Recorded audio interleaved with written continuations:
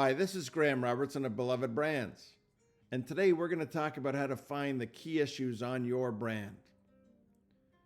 And these set the foundation for any good marketing plan. At the core of our key issues are questions we want to ask, because we believe that strategic thinkers see questions before they look for answers, whereas sometimes instinctual thinkers can see answers before they even know the right question. With this in mind, I want us to frame our key issues in a question format and really ask these deep, challenging, interruptive questions that will slow the team down and force everyone to do some deep thinking. And once you do all that thinking, the answer to that question becomes your strategy. So I want to introduce our Strategic Think Box tool, which focuses on 4 key areas, but helps to give you a holistic 360-degree view of what's happening with the brand. The first question, what's your brand's core strength that we want to build behind? How tight is the bond with our consumers currently? What's your competitive situation? And what's your business situation? Our tool sets up 4 possible answers, and we have some tools in our toolbox to help you do some thinking. So what's your brand's core strength? Is it a product, a story, an experience, or a price? And we try to force you to pick one of those and see what the situation is relative to that. Next, we want to look at how tight the bond is with consumers. You could be indifferent with your customers. They could like you, love you, or be a beloved brand. And those would be 4 different strategic situations. What is your competitive situation, whether you're a small craft player, the disruptor taking on a whole category, or the challenger brand who's trying to launch an assault on the number 1 brand? With that in mind, you could be the power player brand trying to defend your castle. Fourth, we look at the business situation, and this allows us to understand your allocation of resources. Are you a startup? Are you in the situation where you're trying to realign the brand, fix it, or a momentum? And for me, the difference between the fix it and the realignment is likely happening in your office. Sometimes where there's a disagreement between sales and marketing and business development and supply chain, that's where it causes friction. A fix-it kind of strategy would get into what's happening in the marketplace and what do we have to address, whether it's a changing consumer needs, a competitive dynamic, or a interesting technology that may have launched in the category that we have to catch up on. So with this in mind, with the tools, what we look at encouraging brand leaders to do is to do some thinking time. And within each of these areas, we can ask more questions to get that thinking going. Are you lined up with your core strength? Are you investing in the right place? What's paid off? Are you communicating that core strength? Are consumers responding? Is it working, or what needs fixing? When it comes to the tightness of the bond with your consumers, who is the target?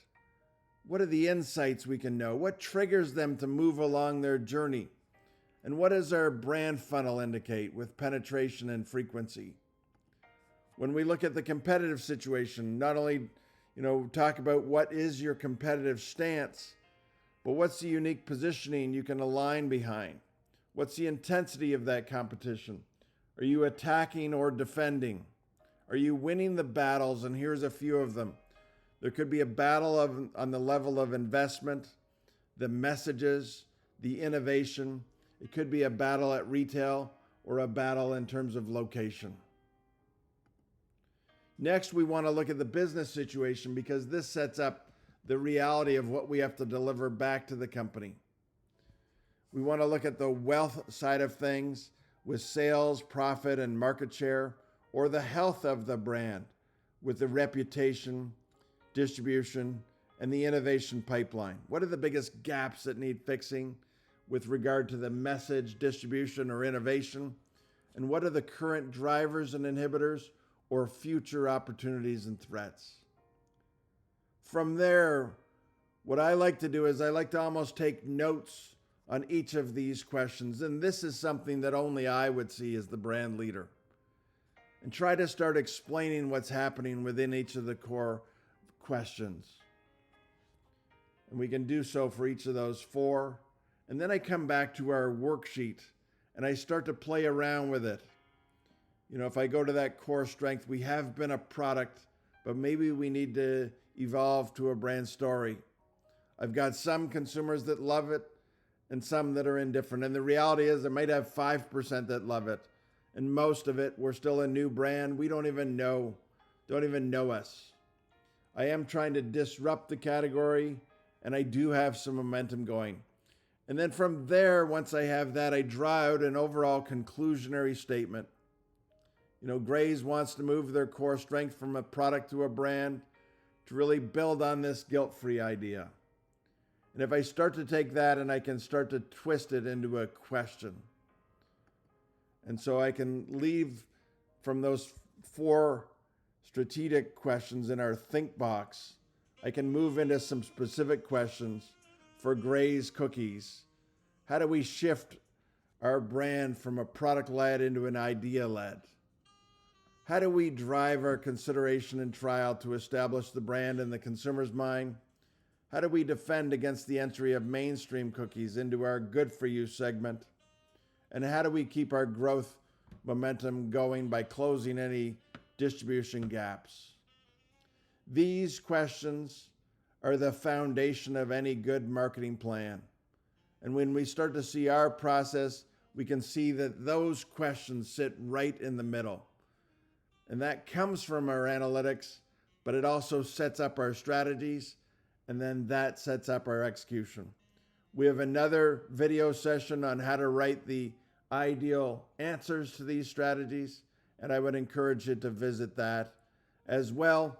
This is part of our overall Beloved Brands marketing training program, where we help ambitious marketers by teaching about strategic thinking, brand positioning, brand plans, advertising decision-making, and brand analytics. We have marketing training for teams, and we have an individual program, our virtual training, our mini MBA program where you can learn on your own with 36 different video sessions. This is all part of our Beloved Brands program. We have a book as well, and I encourage you to reach out to me if you have any questions. Thank you for watching, and we'll see you on one of our other videos.